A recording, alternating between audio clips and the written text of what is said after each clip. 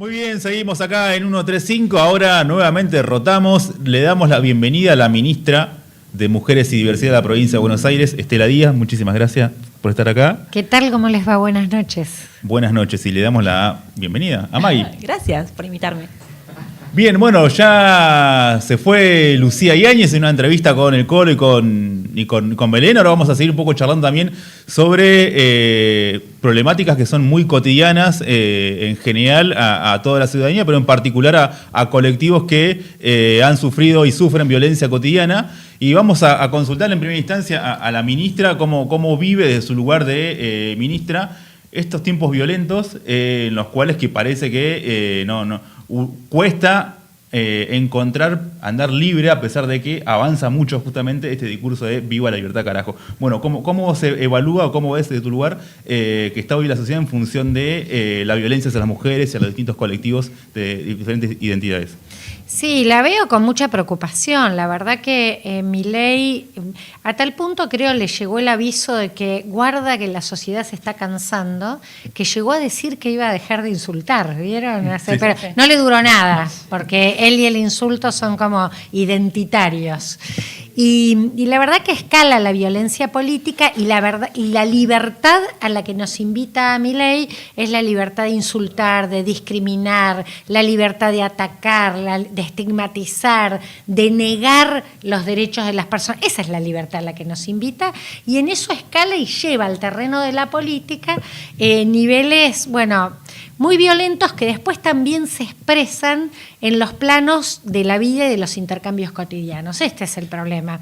Mira, me contaban en una reunión que tuve con el equipo que trabaja diversidad en el ministerio hoy más temprano, de un chico, un activista gay, conocido, qué sé yo, que le dieron una trompada y le rompieron la mandíbula hace 2 días. Entonces, lo vimos en el ataque a parejas de lesbianas en la ciudad de Buenos Aires. Esto hay a personas que se sienten habilitadas al acto. Y la verdad que preocupa, no nos gusta vivir en esa sociedad, no nos merecemos vivir en esa sociedad y ni creo que exprese el sentimiento de la mayoría. Así que, me parece que ustedes lo charlaban recién con Lucía, que además de ser diputada, es candidata a diputada en esta elección. Yo espero que algo de esto haya una señal también en la elección y en el voto, en una elección que es difícil porque hay mucho desinterés por la política. También eso es una estrategia de despolitización, de llevar todo a embarrar, ¿no? Embarrar la arena del discurso político y eso alienta el desinterés. Bueno, hace poco estuviste en México, invitada en representación de la provincia de Buenos Aires en un encuentro de mujeres de Latinoamérica convocado por la CEPAL. Y que el eje central fue las sociedades del cuidado, ¿no? ¿Cuál fue la perspectiva o cómo lo abordaste vos en esta lógica de, el Estado hoy no está presente, ¿quién nos cuida? Los vemos siempre desde que asumió el gobierno de Milei, la violencia que ejerce frente a los diferentes sectores, lo vemos todos los miércoles con los jubilados en las marchas, cómo los golpean, con los médicos y médicas del Garrahan. ¿Cuál fue la postura que vos llevaste y cómo ves vos hoy esta sociedad del cuidado en las mujeres y en las diversidades, sobre todo en las mujeres que somos las principales en estar al frente de muchísimas demandas de la sociedad? Mira, justamente es como la contracara, todo el debate de una semana en México en la CEPAL es la contracara del debate que quiere instalar el Gobierno Nacional de Argentina. Es más, decirte, hubo como 2 instancias. Nosotros participamos invitadas a un foro de gobiernos subnacionales y gobiernos locales que nos reunimos en el arranque de la conferencia, porque la CEPAL, que es la Confederación Económica para Latinoamérica y el Caribe, tiene a todos los países, está compuesto por todos los países de la región, un organismo además que tiene estudios muy rigurosos de temas económicos, sociales, de pobreza, y hace rato que viene siguiendo los temas de discriminación hacia las mujeres. Esta es la 16 conferencia. La anterior se hizo en Buenos Aires en el año 2022. Parece que estamos a años luz de aquellos tiempos, pero en el 2022 se sacó el consenso de Buenos Aires que juntamente planteó la sociedad del cuidado. Dijo, es imposible pensar el desarrollo en la actualidad, además con las enormes transformaciones tecnológicas en el mundo productivo, si no pensamos en algo que es una constante y que no cambia nunca. Que todas las personas necesitamos cuidado y cuidamos en algún momento de nuestra vida. Y que eso es un derecho y debe hacerse en condiciones dignas y que es muchas veces un trabajo y también debe realizarse en condiciones de equidad y de igualdad y que además está en la base estructural de la desigualdad hacia las mujeres. Porque ¿cómo se cuidan las sociedades? En general, en las familias y en general feminizado. Cuidan las mujeres en las distintas etapas de la vida. Entonces, que siga de ese modo reproduce desigualdades sociales y desigualdades de género, porque además los hogares que están en situación de pobreza tienen escaso acceso a cuidados de calidad. Bueno, todo esto se debatió. ¿Qué pasó en la conferencia de la CEPAL? Argentina no estuvo. El país daba mucha pena ver las banderitas de todos los países, porque estamos todos los países de Latinoamérica y el Caribe, de muy distintos signos políticos, y la banderita argentina estaba afuera, ¿no? En Milei cuando decía afuera de todo, digamos, y en los organismos que están discutiendo modelos de desarrollo que pueden discutir en diferencias, no va. Porque además es la contracara, digo, cuidar. ¿Cuál es la contracara de cuidar? La crueldad, el abandono, la desidia, el desprecio por las necesidades de las personas. Ese es el gobierno de Milei. Claro, en la CEPAL se discutía la contracara de esto y además en un proceso en particular decirles de lo que está viviendo México con una presidenta mujer como Claudia Sheinbaum, con una jefa de gobierno en la Ciudad de México como Clara Brugada, un proceso de participación, de politización de la sociedad enorme y de feminización de esa politización que la verdad que es admirable, maravilloso, bueno, muy importante la declaración que saca la CEPAL, porque le da una vueltita más al consenso de Buenos Aires por la sociedad del cuidado, que es decir, bueno, ¿qué compromisos se deben asumir los estados, la responsabilidad del Estado, de la comunidad, la corresponsabilidad, el invitar a varones, digamos, cuidar es una tarea del conjunto, no solo de las mujeres, también allí se invita a los varones, y la discusión del financiamiento, porque ese es el otro gran debate. Le pedimos más derechos, más responsabilidades a los estados, creemos en eso, bueno, hay que tener con qué financiarlo también. Hoy tenemos un plan de ajuste del gobierno nacional que impacta de lleno en grandes porciones de la sociedad, particularmente bueno, en sectores de trabajadores, pero cuando uno hila un poco más finito, dentro de ese ajuste, dentro de ese sector que es muy castigado, las más castigadas suelen ser las mujeres por un lado, colectivos LGTBI que ya vienen con un nivel de vida bastante pauperizado. Bueno, ¿cuáles son las demandas que tiene la provincia en ese sentido? ¿Y cuáles son las respuestas que dan hoy desde el gobierno de la provincia de Buenos Aires a esta situación muy particular que aquejan al sector al que te toca hoy dar respuesta justamente?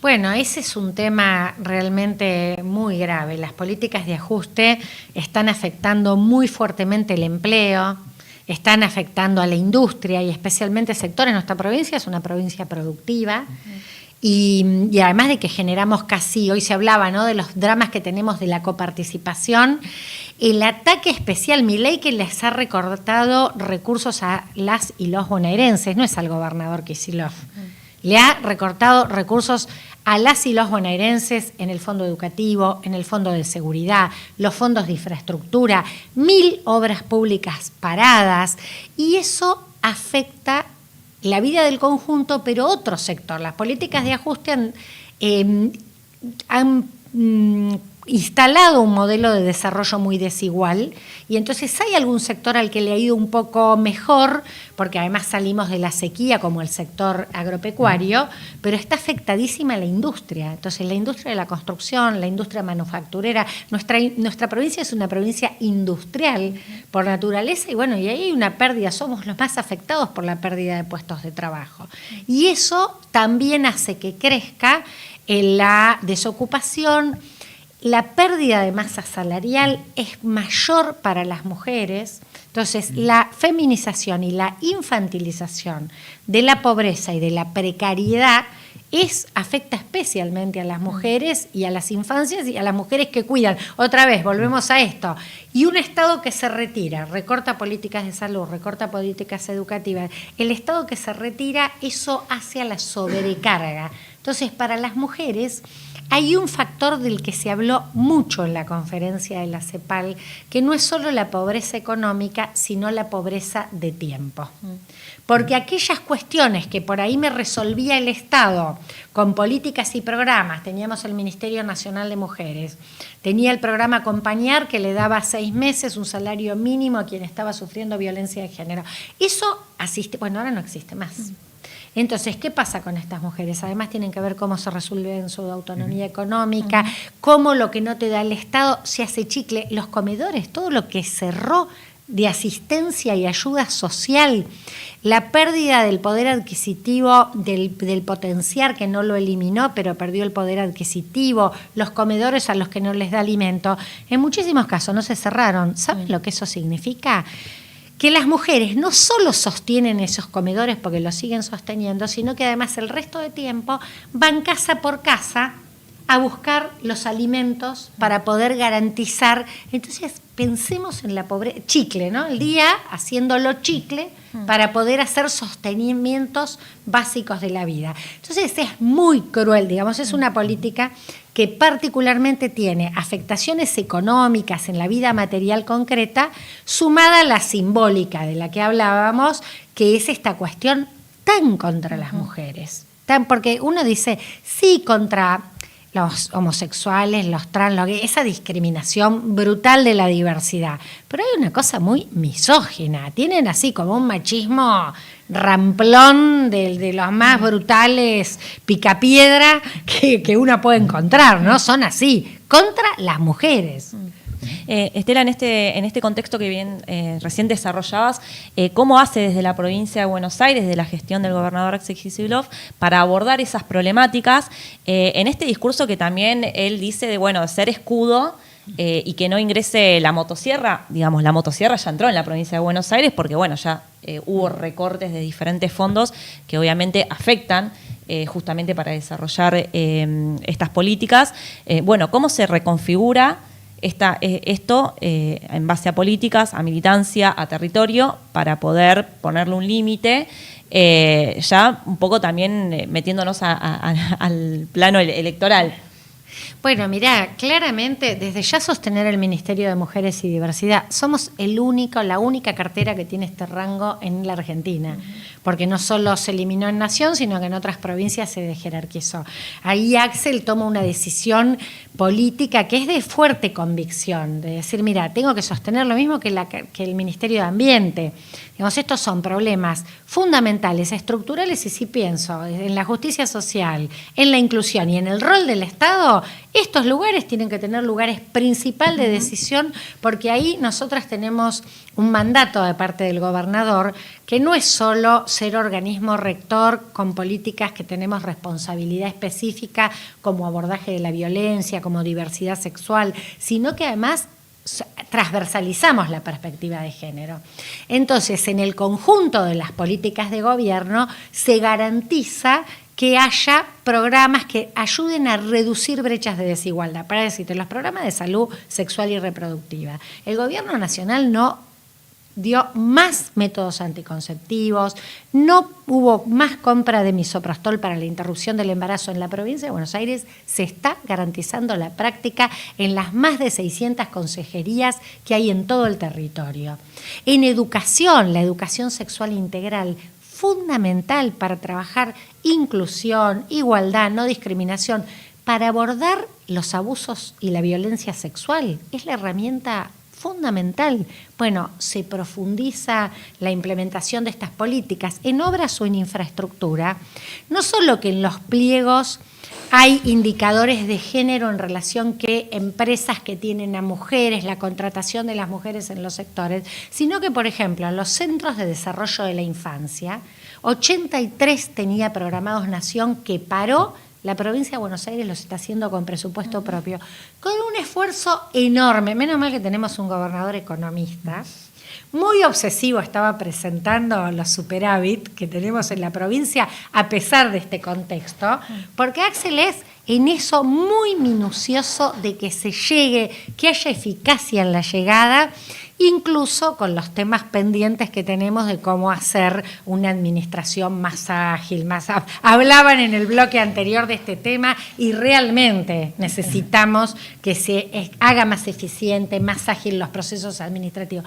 Así todo en la provincia se está haciendo todo esto. Así que el escudo y red a la motosierra es algo que se está llevando adelante y que ahora necesitamos que voten nuestros vecinos y vecinas. Que voten porque la tienen que parar electoralmente.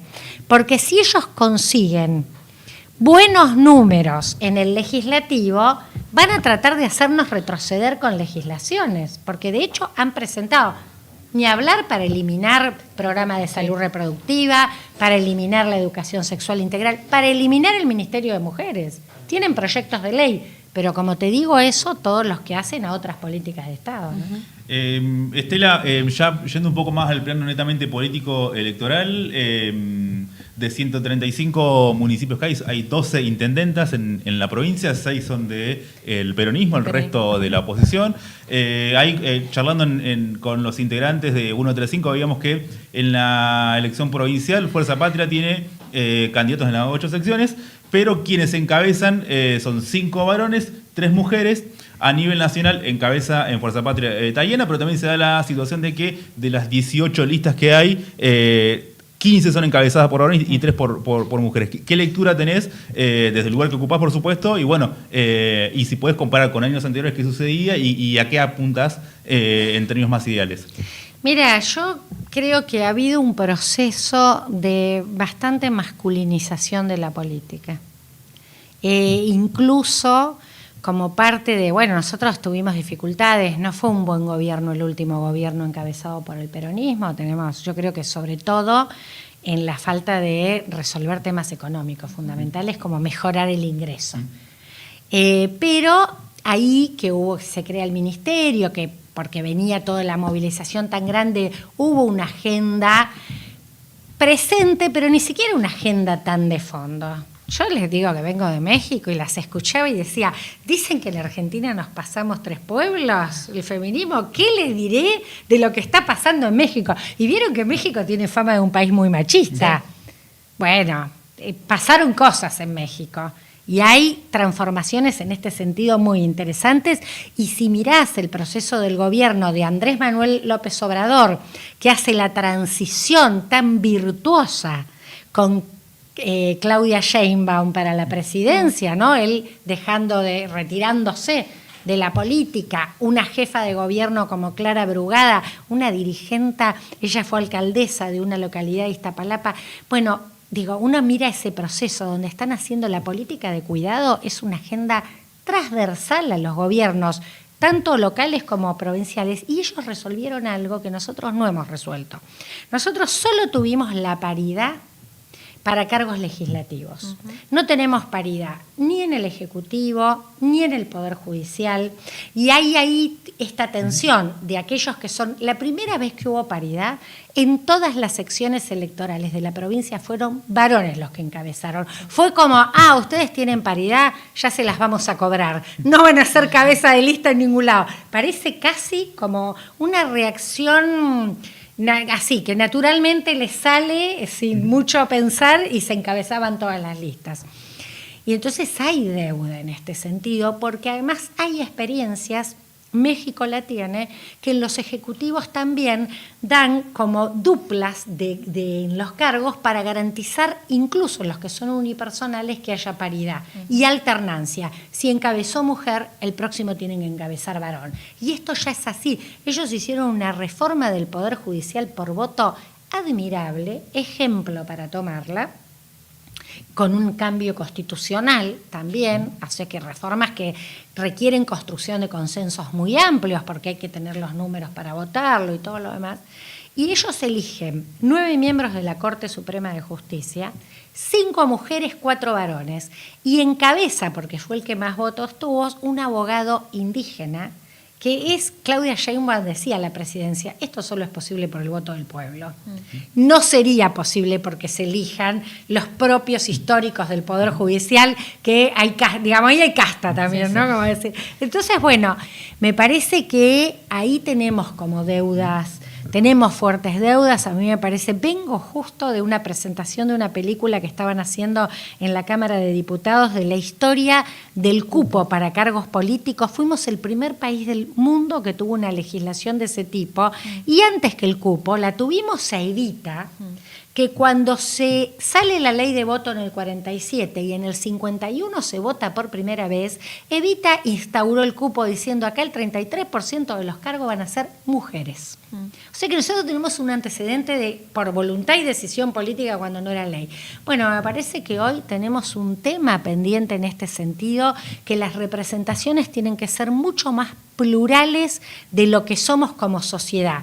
La mitad por lo menos mujeres, diversidad de género, juventud, pluralidad étnica, regional. Esto de que nosotros tenemos muchos colores de piel, muchas representaciones sociales de diverso tipo, necesitamos que esas representaciones estén, y ahí me parece que hay un tema que el gobernador lo viene planteando, que lo planteó en la conformación del movimiento Derecho al Futuro, y creo que es lo que viene hacia adelante, que es que hay que militar mucho, hay que hacer mucho territorio, hay que ir a escuchar mucho a la gente, y que todas esas representaciones tienen que empezar a estar también luego en los lugares de decisión, ya sean legislativo, ejecutivo, de los distintos ámbitos. Bueno, en línea con lo que decís, ¿qué te pareció, digamos, este cierre de listas que fue bastante complejo por la interna a la que estuvieron atravesado hoy lo que es Fuerza Patria? Pero bueno, bien lo decías, que era un lugar que el propio gobernador estaba solicitando a la hora de poder tener voz propia en el armado de las listas. ¿Cómo viviste este armado y si crees que realmente se puedan solucionar de alguna manera los debates internos que tienen hoy por hoy Fuerza Patria? Mira, a mí me parece que es bastante lógico. Nosotros sufrimos una derrota muy dura. Y que Milei sea el presidente de la Argentina es algo que, lógicamente, a una fuerza plural, movimentista como la nuestra, y que además siempre transversaliza porque hacemos alianzas más amplias. El peronismo, por supuesto, es la fuerza más importante, pero se alía siempre con otros sectores, está el sindicalismo, los movimientos sociales. Es lógico que tengamos tensión, debate, discusiones, y que tienen que continuar estas discusiones necesariamente, porque sin duda creo que tenemos que volver a ser gobierno, pero tenemos que volver a ser gobierno con una perspectiva de futuro. Que estos temas de los que recién hablábamos, de la pluralidad de las representaciones, del proyecto que marque y cómo va a saldar deudas históricas con nuestra sociedad, un proyecto que profundice lo que se hizo en algún momento de inclusión. Digo, podemos pensar en los dos grandes momentos de ampliación de derechos y de profundización de democracia en Argentina, que son el primer peronismo, 45-55, y el periodo de Néstor y de Cristina, 2003-2015. Bueno, el tiempo que viene hay que pensar en eso. Eso está en debate y tiene que estar como proyecto político, pero también cómo se hacen las representaciones. Y en ese sentido creo que es muy importante que se haya construido una lista unificada y que estemos competitivos. A mí me parece que ese es el gran saldo. Que estemos competitivos, que estemos pensando que esto que dicen, bueno, estamos en paridad. Recordemos, si hablamos de la octava sección, La Plata ganamos por 600 votos, la intendencia. Yo tengo la impresión de que estamos un poquito mejor. Yo soy de Ringuelet y abrimos allí también, estamos trabajando en el subcomando de Ringuelet y se instauró mucho la idea de ir el casa por casa, hablar con los vecinos. Y yo veo comparto en lo que Lucía Yáñez hoy decía, como una buena recepción, a diferencia de lo que nos pasaba en el 23, que había enojo, que no querían. Yo veo que escuchan, que la gente quiere escuchar, que te recibe bien. Me parece que estamos como en otro momento en ese sentido, no porque sea sencillo, porque es cierto que hay apatía, sobre todo en la juventud, hay una deuda fuerte con la juventud de cómo volvemos a dialogar con los jóvenes, con el interés de los jóvenes. Pero creo que está bien, digamos, que construimos una lista unificada, que estamos competitivas y competitivos para las elecciones, que presentamos candidatos y candidatas que para los legislativos van a defender proyectos de interés popular y que el resto de los debates lo tenemos que seguir dando sin lugar a dudas, porque la gran discusión que va a venir después de esta elección de medio término es cómo llegamos a un 27 con una propuesta que vuelva a darle esperanza a nuestro pueblo. Bueno, te quería preguntar justamente por eso, ¿cuál sería esa propuesta que vuelva a encantar a la sociedad, sobre todo en el sector más de jóvenes, ¿no?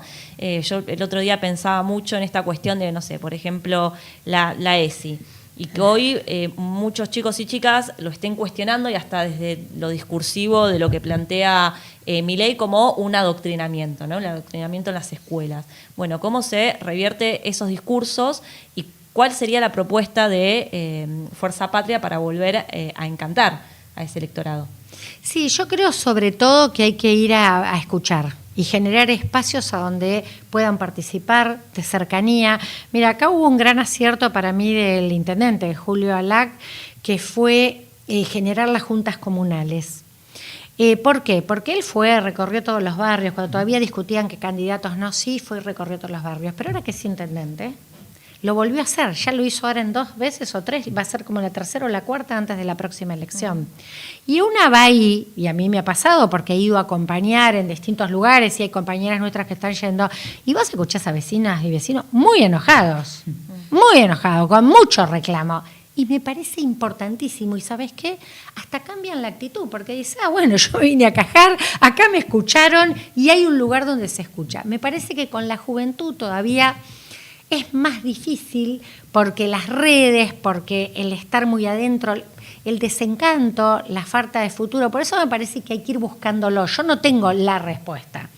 Lo que sí me parece es que tenemos que hacernos esta pregunta, que tenemos que abrir los espacios y la fuerza para llegar a escuchar, para que se sientan escuchados y que, bueno, ir generando estas oportunidades. A mí me parece que hay temáticas difíciles para los pibes y las pibas que por ahí tienen otras dinámicas de por dónde transitan sus intereses, por dónde se comunican, y la política que nosotros llevamos adelante hace un tiempo que ya perdió esa sintonía. Bueno, hay que ir buscando, ¿no? Cómo dialogamos, pero sobre todo cómo escuchamos cuáles son los intereses y cuáles son las propuestas que creo que las tenemos que construir con ellas y con ellos. Sí, sí. No es algo que nosotros diseñemos en una mesa, es algo que hay que construirla participativamente. Bien, Estela, ya para ir cerrando, esperemos que la hayas pasado bien. ¿Qué futuro le ves al movimiento Derecho al Futuro, justamente? Bueno, yo creo que está para construirse, para participar, me parece que esa es la voluntad y el deseo del gobernador. Es un espacio que tiene mucha diversidad, porque tiene muchos intendentes, que son los que además refrendan en territorio con el voto de la gente y tienen la cercanía con la gente, pero están centrales sindicales, están movimientos, está la academia, ámbitos de la cultura. Creo que hay que recomponer espacios colectivos de debate político. Y ese es el desafío que tiene el movimiento Derecho al Futuro. Lo charlamos bastante también con el gobernador en torno a las instancias de la formación política. Hay que volver a las formas incluso hasta tradicionales. Me traje varias ideas de México. Es fantástico el Instituto Morena de México, y lo veía hoy en la película de Evita, digamos. ¿Qué hizo? Digamos, estas son... Ahora hay muchas cosas modernas, pero hay cosas de lo más clásico que hay que volver a hacer. Ahora Morena estaba lanzando más de 70.000, lo que nosotros diríamos unidades básicas peronistas, en todo México. Y asambleas bien territoriales de manzana. Digo, por eso reivindico las juntas comunales en la ciudad de La Plata, y no solo de barrios, sino de localidades más cercanas. Bueno, hay que volver ahí. Me parece que ese es el desafío para el movimiento Derecho al Futuro. Reconstruir espacios de formación política y de debate político colectivo, porque eso creo que se perdió mucho. Se definen entre cúpulas muy chiquitas las cosas, en algunos lugares en general masculinas, y entonces necesitamos que haya más participación. Ese es el desafío, sí, y eso creo que es la voluntad también de Axel en la construcción del movimiento. Es muy nuevo, muy reciente, pero en ese camino se fue señalando en las carpas, en los encuentros, en los 2 encuentros que hubo, el de Varela y sobre todo el que se hizo en Los Hornos en La Plata, donde se pusieron especialmente ámbitos a donde circule la palabra, se discutan los temas. Escuchemos no solo a los especialistas de los temas, sino a las personas que te vienen a plantear su inquietud. Bueno, creo que es por ese camino, y organización y espacios de participación es como recrear y recuperar los ámbitos de la política. Muchísimas gracias, Estela. Bueno, esperemos que la hayas pasado bien y acá estamos 135, así que...